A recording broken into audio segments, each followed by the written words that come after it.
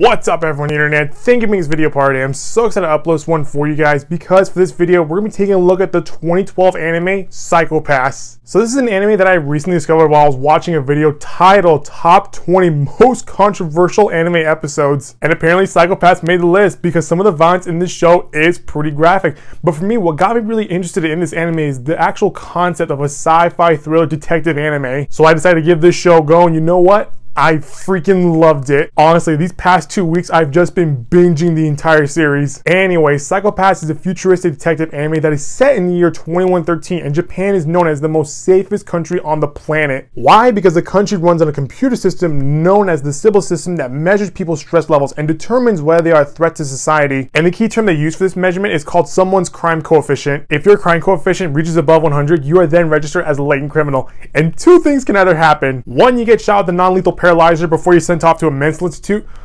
or you get shot with a lethal eliminator and your body explodes. So it's good to be on your best behavior. And this concept is what really got me interested, because as you watch the series, you get to see how quickly someone can fall to the dark side and become a criminal. Anyway, season 1 of Psycho-Pass starts off with our main character, Akane Sugimori, who's a rookie detective that is fresh out of the academy who has to hit the ground running as an inspector in episode 1. There, she's tasked with leading a group of latent criminals that work for the police as enforcers, because like in all good hunts, a hunter needs a good dog to sniff out the wolves. In her group of enforcers is Shinya Kogami, who kind of serves as Akane's mentor, and even though he's a latent criminal, Akane sees him and the other enforcers as equals. So throughout this first season, we follow a group of inspectors and enforcers on several cases as they investigate different killings throughout Japan that are somehow connected to each other. As it turns out, the main villain in season 1 is kind of like this puppet master like criminal who's pulling the strings behind the curtain, because with every case our characters investigate, he's behind all of it. And as you get further into the show, you see how each crime serves a purpose, and this man's plan is to tear apart the civil system. All the while, everyone's crime coefficient is put to the test, because while our enforcers are already labeled as criminals, our inspectors can also fall to the dark side pretty quickly if they're not careful, which puts them on a razor's edge between justice and vengeance. And throughout this first season, you get to see Akane grow more as a character, because in episode 1 she acts like a typical rookie,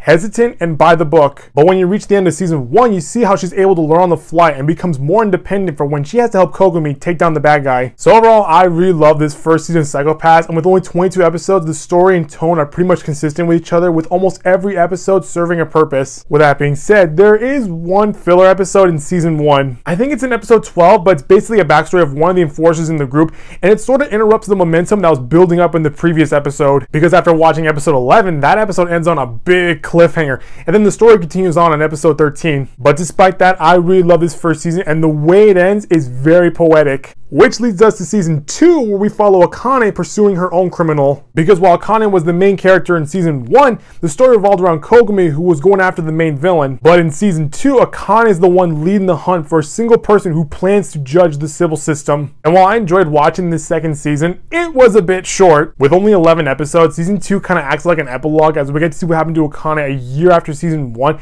as she tries to capture this season's main antagonist. And I say antagonist because while this character's methods are pretty violent, he does try to show everyone just how corrupt the civil system really is. But anyway, season 2 is pretty decent, and while I love watching Akane's leadership and crime coefficient get put to the test, it just doesn't live up to season 1. Maybe if the season was a bit longer and had about 20 episodes, I'd probably like it more, but the story overall was quick and brief. And after watching season 2, I felt like this series should have ended at season 1, but apparently there's a movie that takes place after season 2, so it looks like this series just gave me another reason to keep watching Psycho-Pass. So be on the lookout for my review on Psycho-Pass the movie. Well, that's going to do it for this video, guys. That was my overall review on Psycho-Pass season 1 and season 2. If you like what you saw, click on the subscribe button so you can get updates from this channel. I'll see you all next time with a brand new video.